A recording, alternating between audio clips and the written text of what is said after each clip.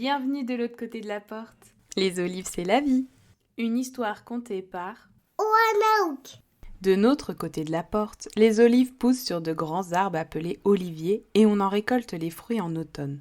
De l'autre côté de la porte, tout est bien différent. Les olives n'ont pas de noyau et il existe des potagers où herbes aromatiques et plants d'olives se partagent l'espace. Champaigu avait d'ailleurs un des plus beaux potagers de la forêt croisée.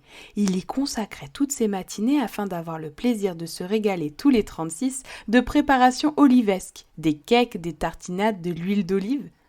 Lors de la cueillette des olives, Champaigu était toujours guilleret, sortant de sa hutte avec des petits pas de danse. Mais il y eut un jour où sa bonne humeur disparut bien vite à la vue de son potager sans olives. Il étudia chaque recoin de sa parcelle avant de remarquer un petit champignon serrant contre lui un baluchon. Le filet d'huile d'olive coulant de son menton ne laissait pas la place au doute. C'était le coupable. Bien qu'énervé de ne pas trouver ses joyaux verts, Champaigu décida, à la vue des petits yeux tout tristes du champignon, de prendre sur lui. Il souhaitait comprendre les raisons qui l'avaient poussé à prendre sa nourriture favorite. Ce petit champignon, nommé Champipi, expliqua à la voix un peu tremblante qu'il s'était régalé de ces olives succulentes pour remplir son ventre qui avait faim. Champaigu, compréhensif mais ferme, lui fit comprendre qu'il ne pouvait pas se servir chez les autres ainsi. Il se devait donc de réparer tout cela en l'aidant à faire pousser la prochaine récolte. Champipi accepta sa punition avec le sourire.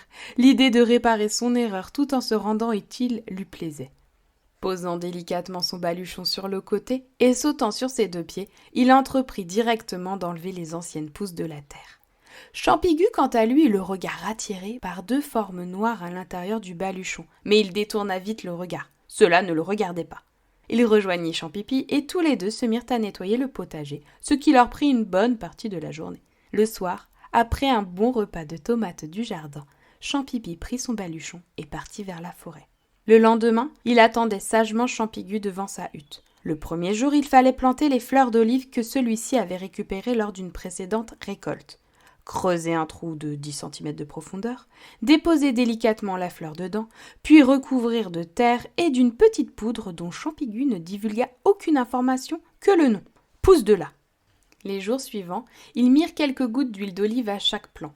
Régulièrement, Champaigu s'isolait dans sa pièce magique pour préparer des décoctions. C'était un mage, et il se devait de garder une partie de ses activités secrètes. Le repas était pris ensemble sur le pouce, dans le silence de la nature. Au bout du 5e jour, une belle pousse avec quelques feuilles sortait de terre. Champaigu et Champipi n'avaient pas fait semblant lorsqu'ils avaient planté les fleurs. Il y avait pas moins de 50 pousses d'olive qui pointaient le bout du nez dans le potager, promettant ainsi de nombreuses recettes. Entre le 6e et 10e jour, il n'y avait pas grand-chose à faire à part attendre. Champipi suivit et aida donc Champaigu dans toutes les tâches du jardin. Parfois, Champaigu partait s'enfermer dans sa pièce magique, laissant Champipi en charge de quelques tâches. Vérifier que les plantes allaient bien ou bien préparer des sachets de lavande. Dans le baluchon de Champipi, posé contre la barrière du potager, on pouvait voir à l'intérieur les deux formes noires changer de couleur. Le 10e jour, des petites fleurs apparaissaient au bout de chaque feuille.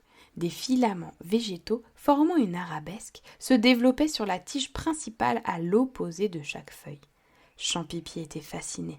Il avalait chacune des paroles de Champaigu, lui posant toujours plus de questions sur le potager et prenant soin de suivre chacune de ses consignes à la lettre.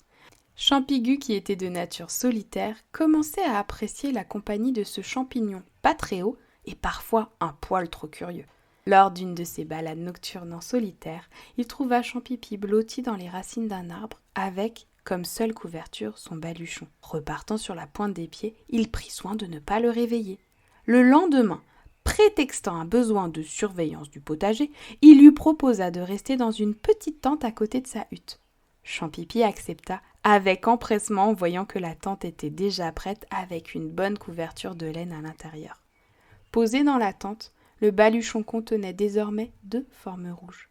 Le 18e jour, alors que les fleurs étaient grandes ouvertes, les filaments, eux, étaient devenus assez forts pour supporter de petites boules blanches. Champaigu, avec l'aide de Champipi, rajouta des tuteurs aux filaments qui leur semblaient trop faibles. Le soir, ils profitèrent d'un surplus de tuteurs pour improviser une soirée brochette. Sous ce beau ciel étoilé, où les rires se perdaient dans la nuit, le baluchon de Champipi semblait plus gros. Les deux formes rouges vives semblaient s'être trouvées. Le 25e jour, les olives étaient désormais vertes, allongées et d'une belle taille. Les feuilles sous le poids de chaque fleur avaient craqué et gisaient désormais par terre. Champipi, suivant les instructions de Champigu, prit soin de toutes les ramasser. Puis, dissociant la fleur de la feuille, il les disposa à plat sur une grande planche en bois afin de les faire sécher au soleil. Les feuilles allaient servir à faire des tisanes, les fleurs à faire de nouveaux plants d'olives.